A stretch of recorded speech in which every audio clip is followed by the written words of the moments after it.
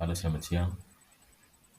Pada kesempatan kali ini, saya atas nama Jeremy Rizjanto Gilbert Bilaut dengan NIM 21100100038 akan memaparkan hasil dari pekerjaan saya untuk memenuhi tugas UAS mata kuliah Ekonomi Pembangunan 2.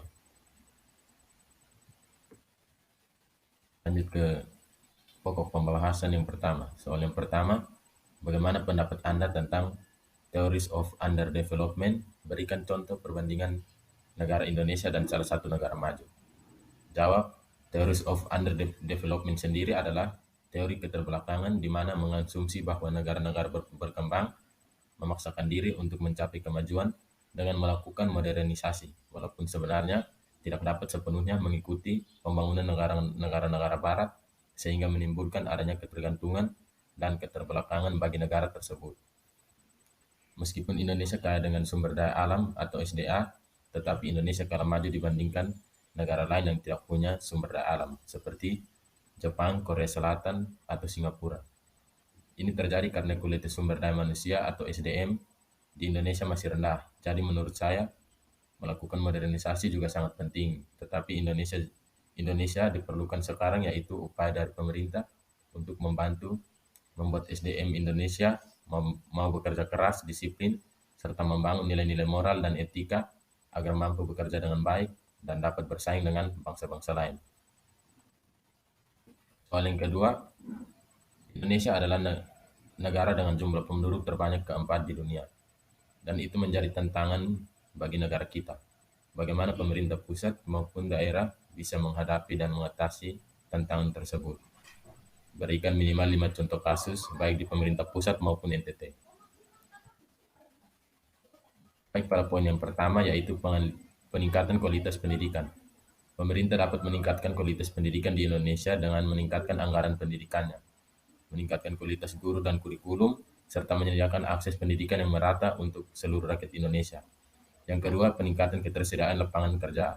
Pemerintah dapat meningkatkan investasi dalam berbagai sektor ekonomi, seperti industri manufaktur, pariwisata, pertanian, dan perikanan. Selain itu, pemerintah juga dapat memberikan pelatihan dan pendidikan vokasional untuk meningkatkan keterampilan tenaga kerja. Yang ketiga, peningkatan kesempatan dan kesejahteraan masyarakat. Pemerintah dapat meningkatkan akses kesehatan dan kesejahteraan masyarakat dengan meningkatkan infrastruktur kesehatan, menyediakan pelayanan kesehatan yang berkualitas, dan memberikan bantuan sosial bagi masyarakat yang membutuhkan.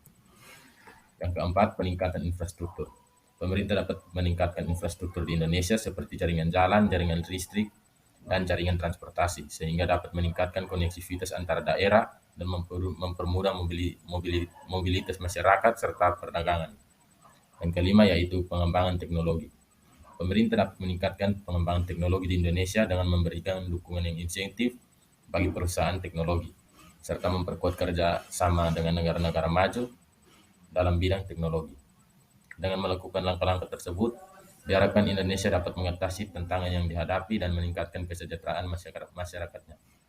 Namun, perlu diingat bahwa mengatasi tantangan ini membutuhkan kerjasama dan dukungan dari seluruh lapisan masyarakat, termasuk pemerintah, swasta, dan masyarakat sendiri.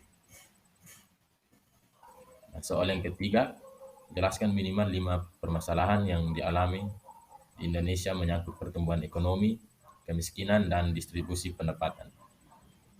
Yang pertama, pertumbuhan ekonomi. Pertumbuhan ekonomi di Indonesia cenderung tidak merata, terutama antara daerah perkotaan dan pedesaan. Hal ini menyebabkan kesenjangan antara kaya dan miskin semakin lebar. Yang kedua, kemiskinan. Meskipun Indonesia mengalami pertumbuhan ekonomi yang cukup pesat dalam beberapa tahun terakhir, namun angka kemiskinan di Indonesia masih tinggi. Banyak masyarakat yang masih hidup di bawah garis kemiskinan dan kesulitan memenuhi kebutuhan dasar mereka. Yang ketiga, ada distribusi pendapatan. Kesenjangan pendapatan di Indonesia semakin lebar, terutama antara kelompok kaya dan miskin.